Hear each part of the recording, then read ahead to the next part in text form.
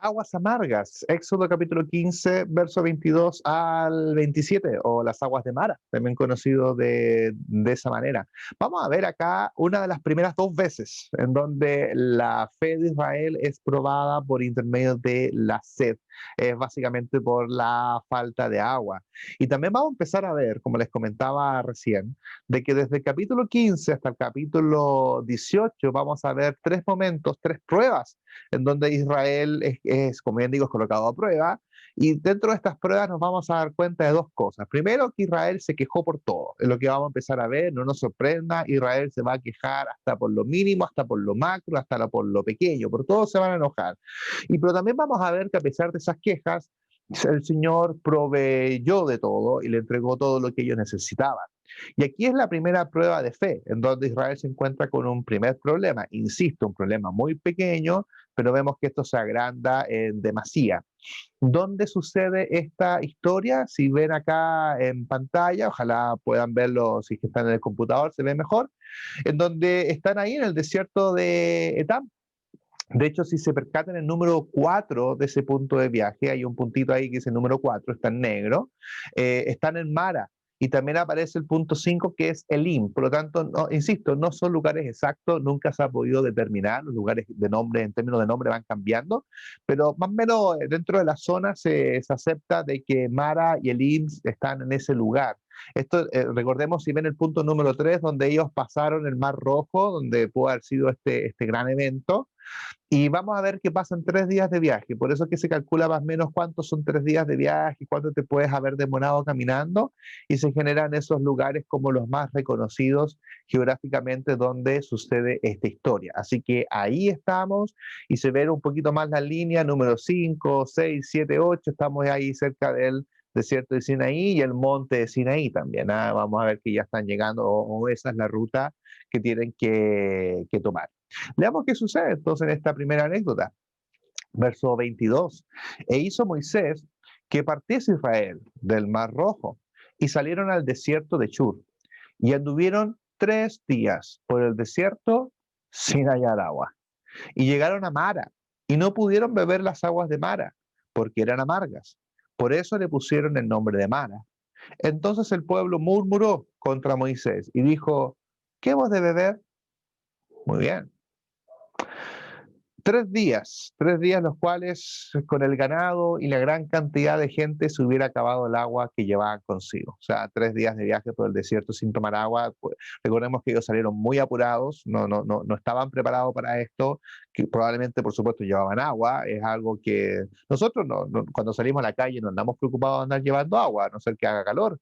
Pero ellos sí entienden de que cuando tú sales al desierto o a un viaje tienes que llevar agua porque no hay agua potable en todos los lugares. ¿De dónde se toma agua en el desierto? De pozos. No hay tantos ríos, no hay tantos oasis, por lo tanto, la forma de tomar agua es encontrar pozos. Y dice acá que anduvieron 3 días sin hallar agua y llegaron a un lugar, ¿cierto?, que se llama Mara, y dice que no pudieron beber el agua porque eran amargas. Ahora, cuando dice que las aguas eran amargas, no es que el agua se haya echado a perder, sino que se refiere que era un manantial, pero era salado. ¿Por qué era salado? Porque en el desierto, de hecho, en los sales cerca del Sinaí, hay mucho terreno de sal, en donde muchas de las aguas son normalmente salobres, son aguas muy saladas, por lo tanto la gente no las puede tomar. Pero eso que cuando llegan ahí se dan cuenta que habían pozos de agua, pero eran aguas con mucha sal, por lo tanto no podían tomarlas. Porque, como bien digo, el terreno tiene mucha sal y hasta hoy en día es así. Eh, si bien al lugar podría habérsele llamado así, perdón, eso iba a comentar, que hablando de Mana, ¿no? Que si bien el nombre del lugar podría habérsele llamado así antes de que los israelitas llegaran, puede que haya recibido ese nombre en este momento debido al presente evento. Realmente no sabemos desde cuándo se llamaba Mara, cómo puede que le hayan puesto, como dice el versículo, por ese evento, le hayan puesto de esta manera. ¿Qué hizo el pueblo de Israel? En el versículo 24, murmuró. Por favor, destaque esto, porque vamos a ver que aquí es un murmullo muy chiquitito, pero esto va a empezar a crecer más adelante, no en esta historia, sino que en los siguientes capítulos. Acá ellos están murmurando, es como es una cosa pequeña, un comentilleo, podríamos decir de alguna manera, ¿no? De hecho, cuando vemos la palabra en griego que significa lun, la palabra murmuró, la definición es, leamos acá, dice detenerse, usualmente para pasar la noche, es una forma de decir murmurar, de ahí viene el hebreo, detenerse para pasar la noche, interesante. Por implicancia, quedarse permanentemente. En buen chileno, quedarse pegado, quedarse permanentemente con algo. De aquí, en un sentido malo, la palabra, cuando se escribe en un sentido negativo, es ser obstinado, o específicamente en palabras es quejarse. Entonces yo traduzco que la idea de murmurar, una traducción personal, una traducción libre por Jeff Mitchell, es quedarse pegado con la pequeñez. Así como yo defino murmurar, es quedarse pegado con la pequeñez, con algo que se puede solucionar, con algo que no es tan grande, y ellos se quedan pegados, comienzan a ser obstinados, se quedan pensando en eso y comienzan a murmurar entre ellos. Y Moisés se preocupa un poco por esto que está pasando, porque es primera vez que le sucede, y Moisés clamó a Jehová. Insistamos que hasta este momento Moisés no había tenido problemas con Israel, entonces es primera vez que esto se había tenido, ¿no? De otro tipo, pero era la primera vez que se enfrentaba a un pueblo que murmuraba, que se quedaba pegado con la pequeñez.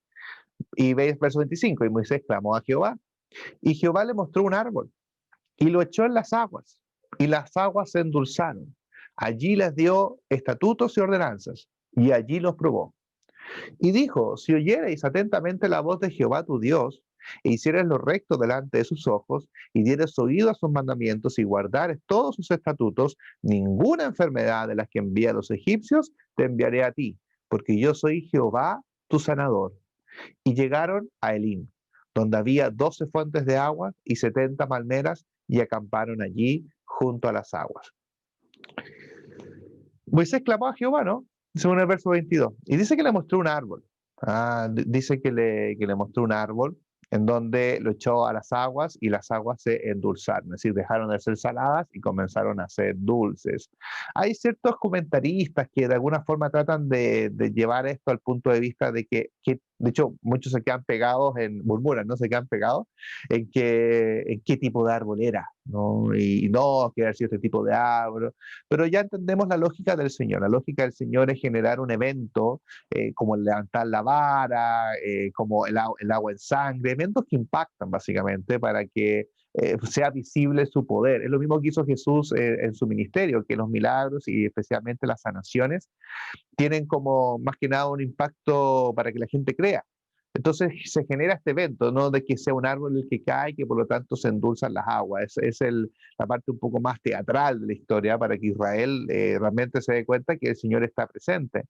Y dice que en el versículo 25, bien interesante esto, yo no lo había percatado, de hecho cuando estudiamos tabernáculo, levítico, yo este punto no lo sabía, que dice el verso 25 que allí les dio estatutos y ordenanzas.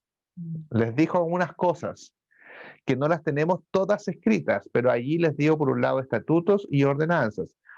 Y estos estatutos y ordenanzas están bajo el alero del versículo 26, que si ellos hacían caso a todos estos estatutos, a todos los mandamientos, a todas las ordenanzas, entonces al final del 26 dice que ninguna enfermedad de las que envié a los egipcios te enviaría a ti, porque yo soy Jehová tu sanador.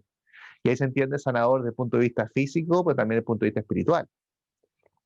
Por ende, por eso también yo me percataba de que había muchas ordenanzas en Éxodo que están más en la parte final del libro y que no siempre fueron entregadas en el mismo momento, sino que el Señor les fue entregando ordenanzas y estatutos para, de alguna forma, a crear el camino de lo que iba a suceder más adelante. Dios entonces estableció los términos en los que haría un pacto con el pueblo, un vistazo previo del pacto que haría con ellos en el monte de Sinaí.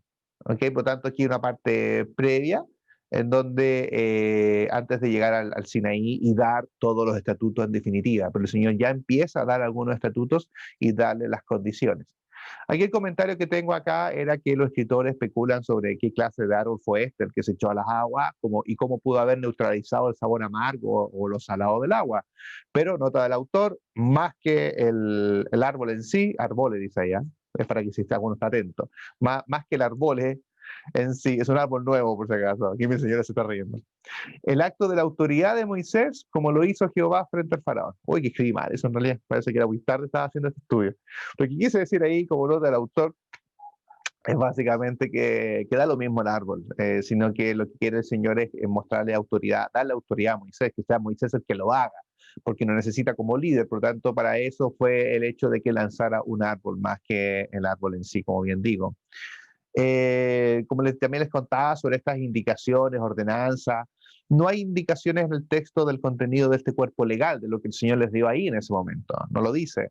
Sin embargo, podría haber estado relacionado con indicaciones sanitarias o con algún tema ético o también espiritual, como está en el versículo 26, de que entiendan que las leyes, si se cumplen, van a tener un buen futuro.